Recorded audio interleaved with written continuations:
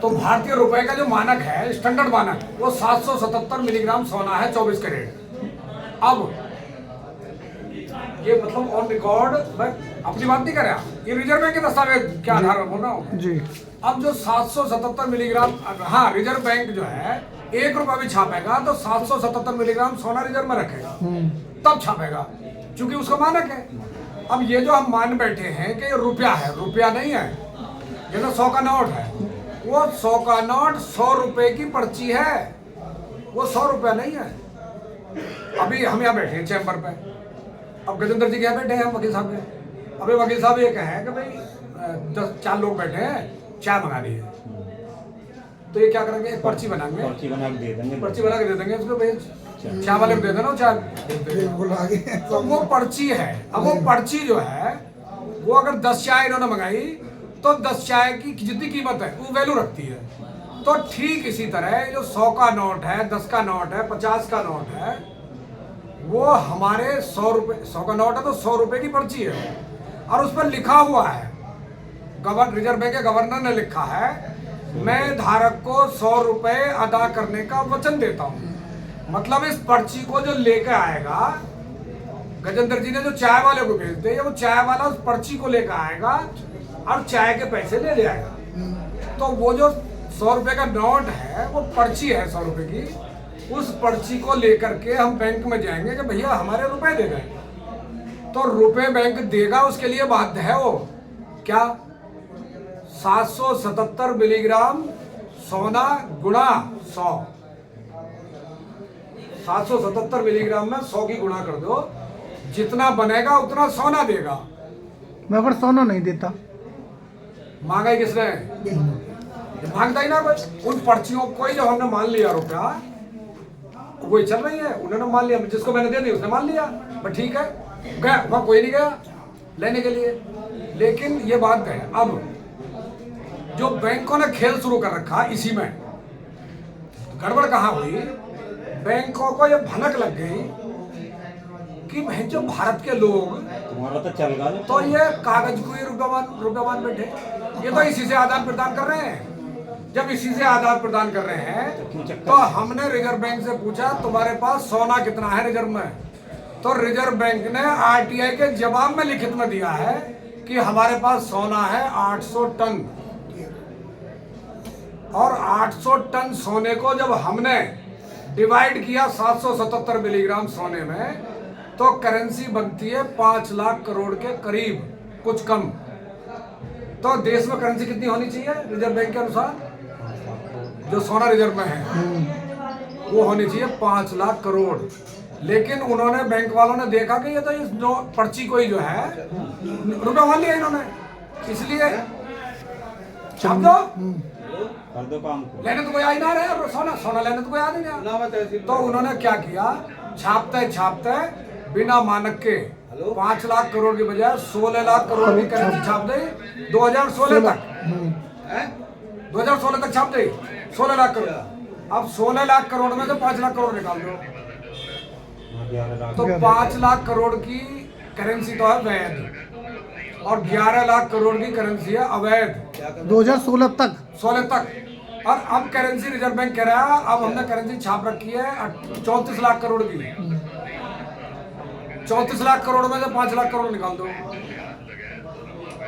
Currency बची 29 लाख करोड़ की currency देश में फर्जी चल रही है, बिल्कुल फ्रॉड, नकली अवैध करेंसी, जिसका कोई मानक नहीं है, जो रिजर्व बैंक के पास, जिसके बदले में कोई सोना नहीं है, वो करेंसी देश में चल रही है। अब हमने एक प्रश्न और पूछ लिया रिजर्व बैंक से, तुमने लोगों को कर्जा कितना बांट रखा, तो रिजर्व बैंक ने कर्जा बांट रखा 156 लाख करोड़।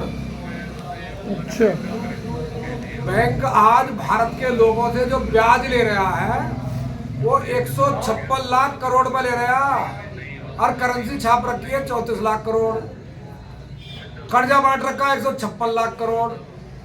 अब तुम्हारे पास 10 लड्डू हैं, तुमने बांटो, कितने लड्डू बांट सकते हो, 10 ही बांटेंगे, 10 ही बांट सकते हो, लेकिन बांट कितने दिए, करेंसी 34 लाख करोड़ की है, कर्जा बांट दिया 156 लाख करोड़, तो 122 लाख करोड़ की प्रॉपर्टी वो नीलाम होनी है। चल मैं आ रहा हूँ अभी तो। क्योंकि भारत की पूरी जनता भी ये चाह रहा है कि आज हम लोन चुकता करेंगे, तो वो कितना लोन चुकता कर सकते हैं? बैंक पे ये 34 लाख करोड़, मैं आ रहा हूँ। 122 लाख करोड़ तो बकाया रहना ही मिनट में आ रहा है, हूँ। तो उसकी प्रॉपर्टी नीलाम होनी है। यही उनका षड्यंत्र है कि भारत के लोगों से असली प्रॉपर्टी छीननी है, असली धन जो है भारत के लोगों के पास वो छीनना है। इसलिए वो फर्जी, अब फर्जी करेंसी कैसे लोन के रूप में बांट रखी है उन्होंने। अब आप जाओ, आपको 10 लाख रुपए सैंक्शन कर दिए, तो 10 लाख रुपए जो आपको सैंक्शन करें लोन के रूप में, तो वो आपको 10 लाख नोट नहीं देने के, ना करेंसी नहीं देंगे, डिजिट ट्रांसफर करेंगे आपके अकाउंट में। क्योंकि रुपया तो है ही नहीं उनके पास, देंगे कहाँ से? नोट तो है ही नहीं, नोट तो 34 लाख करोड़ है। जब तो डिजिटल वो डिजिट ट्रांसफर करते हैं आपके खाते में, और जब आप उनका उपयोग करोगे आप भी डिजिट ट्रांसफर कर रहे हो। तो उन्होंने 34 लाख करोड़ की करेंसी में 156 लाख करोड़ के लोन को मेंटेन करने हैं, क्योंकि वो भी तो बैंक में ही है। कोई जाता है, मतलब 10 लाख का हुआ, मुझे आज 50,000 की जरूरत पड़ी तो मैं गया, तुम जाके बैंक में कह लो आज मुझे तो 10 लाख रुपए चाहिए, 10 लाख के नोट चाहिए, कहीं एक हफ्ते पहले बताते, एक हफ्ते के लिए बोलते हैं, चुप इकट्ठे करेंगे। तो डिजिट में ही पूरे देश को फांस रखा उन्होंने, डिजिट और कुछ नहीं है।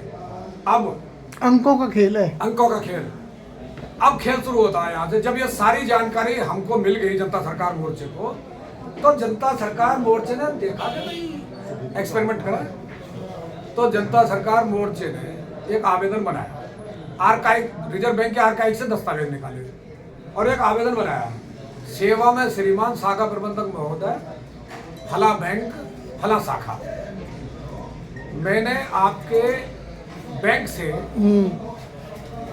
फला तारीख में लोन के लिए आवेदन किया। मेरे आवेदन पे आपने मेरी प्रॉपर्टी की पूरी जांच पड़ताल करी, लीगल टीम लगा करके तहसील में भी और सब जगह मौके पे भी मेरे सारे रिकॉर्ड चेक करें। जब मेरी प्रॉपर्टी की पूरी दस्तावेज आपने चेक करे, असली है नकली है, वो सब चेक करें। फिर मेरे बारे में आपने पूरी जानकारी करी, मेरी सिविल चेक करी, मेरा सब कुछ चेक करने के बाद फिर एक एग्रीमेंट तैयार किया, सैकड़ों जगह मेरे साइन कराए, सब कुछ कंप्लीट करके डॉक्यूमेंट्री आपने फॉर्मेलिटीज पूरी करने के बाद मुझे लोन के रूप में आपने 10 लाख रुपए मेरे खाते में ट्रांसफर करे, 10 लाख रुपए के डिजिट मेरे खाते में ट्रांसफर करे। अब जब आपने मेरा सब कुछ चेक किया है, जब मेरा लोन सैंक्शन किया है मेरी असली प्रॉपर्टी में, तो मेरा भी अधिकार बनता है कि आपने लोन के रूप में जो मुझे करेंसी दी है, लोन के रूप में जो करेंसी दी है, वो करेंसी वैध है या अवैध है, ये जानने का मुझे पूरा हक है।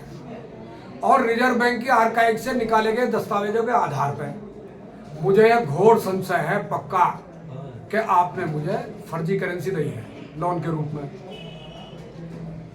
और इस आवेदन के माध्यम से मुझे ये बताया गया है बैंक द्वारा कि मुझे आपने वैध करेंसी दी है, अवैध करेंसी दी है। और जब तक आप मुझे नहीं बताते हो, मेरे संशय को जब तक आप दूर नहीं करते हो, तो मैं लिए गए लोन की इंस्टॉलमेंट ना जमा करने के लिए बाध्य हूं। और मुझे आप जब आवेदन हमारा बैंक में जाता है तो बैंक मौन हो जाता है, बैंक का कोई जवाब नहीं आता। ना तो ये कहता है कि वैध करेंसी है, ना वो ये कहता है कि अवैध करेंसी है। और जब 28 भारतीय कानून ये है कि 28 दिन तक अगर लगाया गया किसी पर आरोप लिखित में, उसका वो जवाब नहीं देता है तो उसने आरोप को स्वीकार कर लिया। ये माना जाता है कि उसने अगर जवाब नहीं दिया, उसका प्रत्युत्तर नहीं दिया, तो उसने वो आरोप अपने ऊपर मान लिया। जब उन्हें 28 दिन, 30 दिन, 40 दिन तक बैंक जवाब नहीं देता है, तो इसका मतलब बैंक ने मान लिया कि मैंने लोन के रूप में अवैध करेंसी दी है, ये मान लिया उसने। और जब अवैध करेंसी दी है तो एक क्राइम हो गया। और इस क्राइम में आईपीसी की धारा 489 ख अणे वो ये कहती है, भारतीय आईपीसी वो ये कहती है कि फर्जी करेंसी छापना फर्जी करेंसी में लेन देन करना और फर्जी करेंसी किसी को देना, फर्जी करेंसी किसी से मांगना, इसमें आजीवन कारावास की सजा। ये आईपीसी है। तो दोषी तो दोनों ही हुए ना, लेने और देने वाले। लेने वाला की दोषी है, अच्छा अच्छा, उसे पता ही नहीं थी तो मिला ही ना। भाई। वो तो वैध, समझ तो गया। वैध करेंसी मान के लिए ना उसने ना, उसे बाद में जानकारी हुई कि तो मुझे करेंसी में अवैध दे दी, उसने आवेदन भेज दिया। अब बैंक जवाब नहीं देता। जब क्राइम हो गया तो फिर बैंक के खिलाफ एफआईआर जाती है, एफआईआर की तहरीर जाती है थाने में।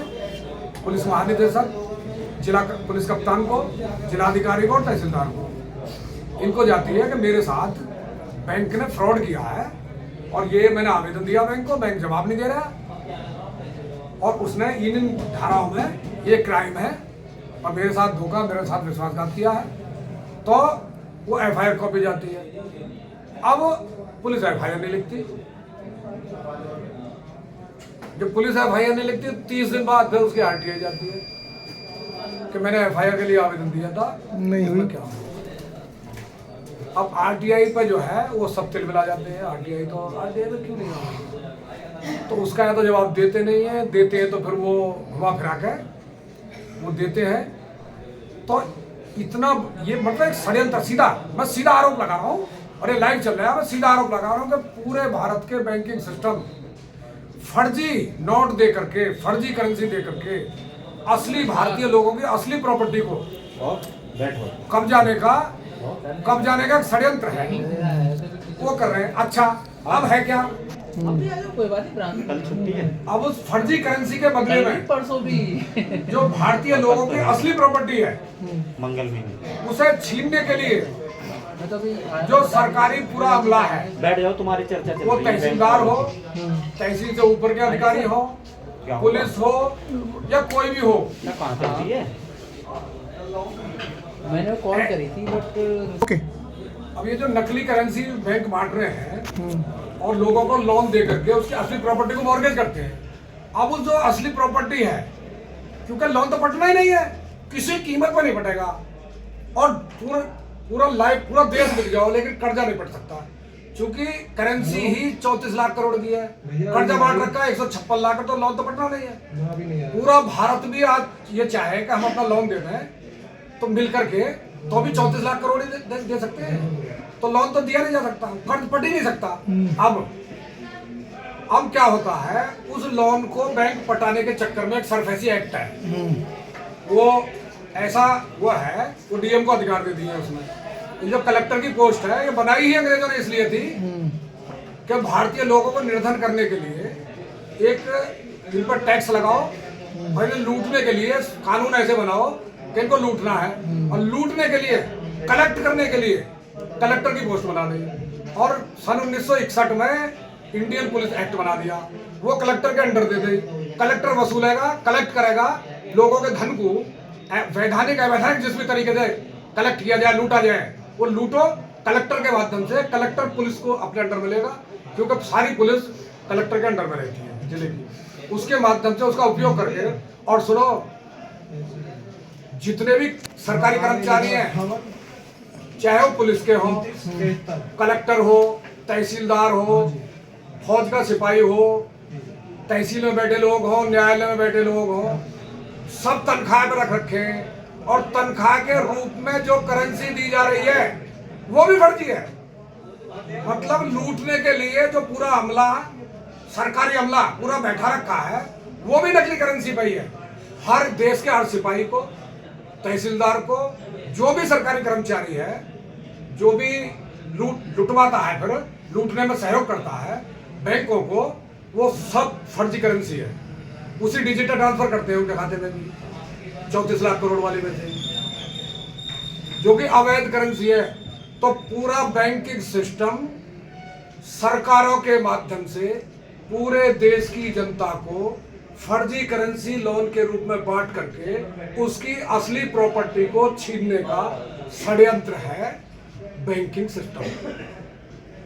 कोई भी बैंक जो देता है वो मूलधन देता है, मूल दे दिया, ब्याज कहाँ जाएगा? जब धनी नहीं है ब्याज का कहां से देगा ब्याज? तो ये इतना बड़ा षड्यंत्र है भारत को गुलाम बनाने का जिस देश में एक विदेशी अंग्रेज जिसका नाम था लॉर्ड मैकाले, वो भारत में 17 साल रहने के बाद वहां जाता है ब्रिटेन और 2.5 घंटे भाषण देता है। उसकी शुरुआत ही यहाँ से होती है कि मैं भारत में गया, 17 साल रहा, पूर्व पश्चिम उत्तर दक्षिण पूरे भारत का मैंने भ्रमण किया। पूरे 17 साल के भ्रमण में भारत में मुझे एक भी व्यक्ति गरीब नहीं मिला, एक भी व्यक्ति चोर नहीं मिला, एक भी व्यक्ति बेरोजगार नहीं मिला। और भारत के घरों में, सामान्य घरों में सोने और चांदी के सिक्कों के ढेर मैंने ऐसे देखे जैसे अनाज के, और भारत के लोग उनको गिनते नहीं है, तोल कर रखते हैं। वो भारत की स्थिति थी कब? 2 फरवरी 1835 को।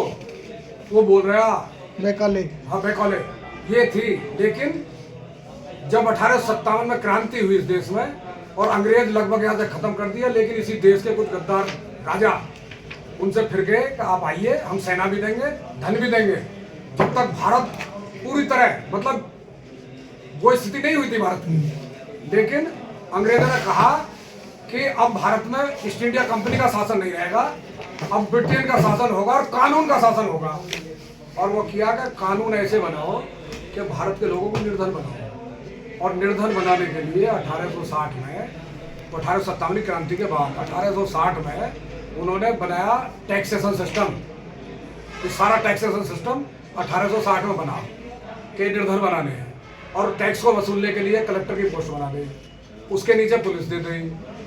और 1860 के बाद भारत में जो लूट चली है, यहाँ के सारे उद्योग, यहाँ की कृषि, यहाँ की अर्थव्यवस्था सब तोड़ दिया गया। और आज उल्टा 1947 में भारत के ऊपर 1 रुपया कर्जा नहीं था। डॉलर के मुकाबले रुपये का कीमत ज़्यादा थी, क्योंकि हमको ये पता था कि हर रुपये का मानक जो है वो 777 मिलीग्राम सोना है। अगर मैंने 1 रुपये का काम किया है किसी के यहाँ, तो मुझे 777 मिलीग्राम सोना मिलता है। अब अगर बैंक से, आज जनता सरकार मोर्चा जो कर रहा है, बैंक से अगर किसी ने 10 लाख रुपए कर्जा ले रखा है, तो 10 लाख रुपया 777 मिलीग्राम सोना जो है, जब हम मार्केट में जाते हैं तो 777 मिलीग्राम सोने की जो कीमत है ना, कायम है बैंकिंग करेंसी में। बैंक जो करेंसी है, बैंक करेंसी में 777 मिलीग्राम सोने की कीमत है 4800 रुपये। तो हमारा 1 रुपया बैंक के 4800 रुपये वो बराबर है। तो 10 लाख का अगर किसी पर लोन है, तो 10 लाख में 4800 की भाग दे दो, 48 लाख हो गए, 210 रुपये बनता है। भाग गुणा नहीं, 10 लाख में 210, जब 4800 की भाग देते हैं तो 210 रुपये बनता है। तो बैंक की जो 10 लाख रुपए बैंक करेंसी में जो मैंने लोन लिया है, वो मेरे 210 रुपये वैध रुपये में चुकता होता है, क्योंकि मेरा रुपया उसके 4800 के बराबर है। इसलिए मेरा 10 लाख रुपया, और मैंने इंस्टॉलमेंट के रूप में जो करेंसी उसको दे रखी है, वो दे रखी है हजारों में। तो 10 लाख के लोन में अगर मैंने 2000 किस्त में जमा कर रखे हैं, 3000 किस्त में जमा कर रखे हैं, तो ये मेरा अधिकार है कि बैंक उसमें से 210 रुपये काट के, क्योंकि मैं कमाता हूँ, मैं छापता नहीं हूँ।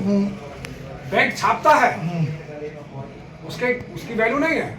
मैं तो कमाता हूँ, खून पसीना बहाता हूँ मैं 1 रुपया कमाने के लिए। तो मैं कमाता हूँ, इसलिए मेरे रुपए की कीमत 4800 रुपये है, क्योंकि 777 मिलीग्राम सोना बैंक करेंसी में 4800 रुपये में आता है। तो वो 210 रुपये में चुकता होता है।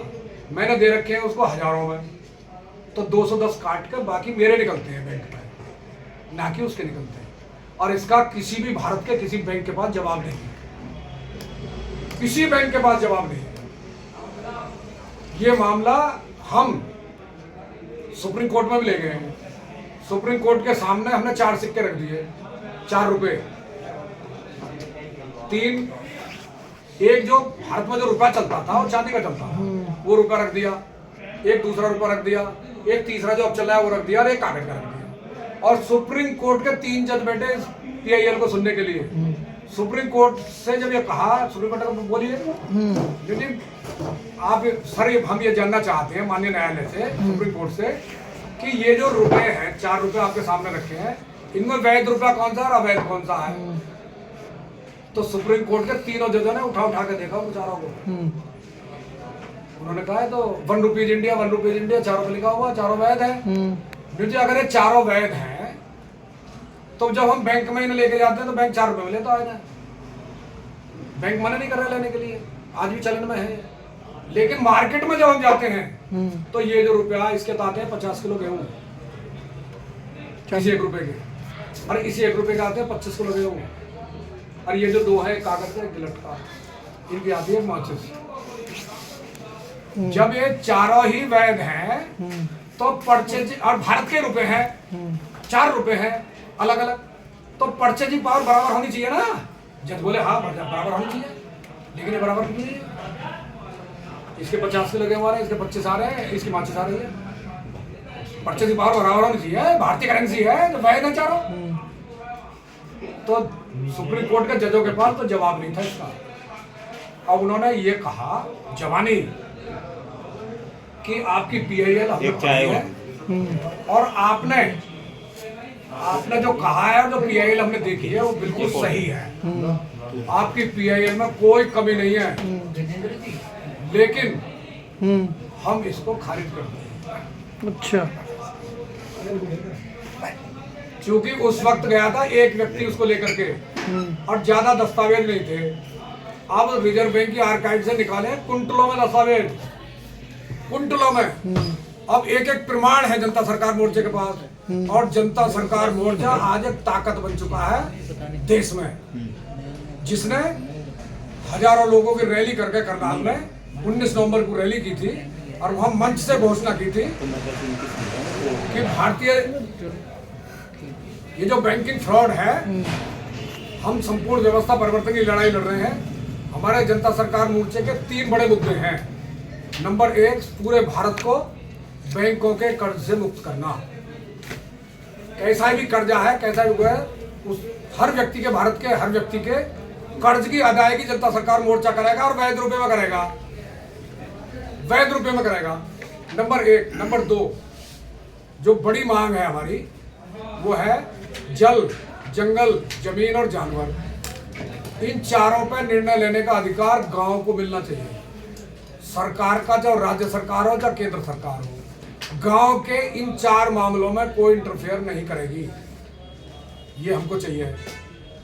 तीसरा, ये हमारी जो चिकित्सा व्यवस्था है, शिक्षा व्यवस्था है, न्याय व्यवस्था है और कृषि व्यवस्था है और राजनीति, इससे पूंजीवाद को खत्म करना है। अगर इनमें पूंजीवाद रहा तो किसी भी गरीब व्यक्ति को चिकित्सा नहीं मिल सकती, शिक्षा नहीं मिल सकती, न्याय नहीं मिल सकता, और ये जो है कृषि, खेती से जो है पूंजीवाद को खत्म करना है। और ये जो हमारी राजनीतिक व्यवस्था है, देश को जानने वाला, देश को समझने वाला, देश की संस्कृति को लागू करने वाला ऐसा कोई व्यक्ति धन अभाव में वो संसद और विधानसभा नहीं जा सकता। इसलिए राजनीति को भी हमको पूंजीवाद से मुक्त रखना है। आज इतना बड़ा षड्यंत्र हुआ है, आज क्या हुआ है, बाजार, व्यापार और सरकार, ये तीनों आपस में मिल गए हैं। ये जनता ने अपने लिए बनाए ले बाजार में, अपना मटेरियल देने, अपना सामान उत्पादन देने के लिए और जरूरत का सामान लेने के लिए। व्यापार बनाया था उसके लिए, ले जाने और लाने के लिए। और इनके ऊपर ये कहीं जनता को लूटे ना, जनता को ठगे ना, जनता को प्रताड़ित ना करें, उसके लिए बनाई थी सरकार। लेकिन हुआ आज सरकार, व्यापार और बाजार तीनों आपस में मिल गए हैं। सरकारें व्यापारियों के लिए और बाजार के लिए काम करती हैं और बाजार और व्यापार मिलकर के नेताओं को सरकार बनवाने में मदद करते हैं। ये इतना बड़ा षड्यंत्र है। इस षड्यंत्र से जनता सरकार मोर्चा देश को बाहर निकालेगा, देशवासियों को बाहर निकालेगा, और इसमें पूरा देशवासी एक एक व्यक्ति फंसा हुआ है इसमें। ये जनता सरकार मोर्चा का ध्येय है, उद्देश्य है, और उसका माध्यम ये बनेगा रुपया, जो फर्जी करेंसी बैंक बांट रहे हैं, असली प्रॉपर्टी को छीन रहे हैं। धन्यवाद।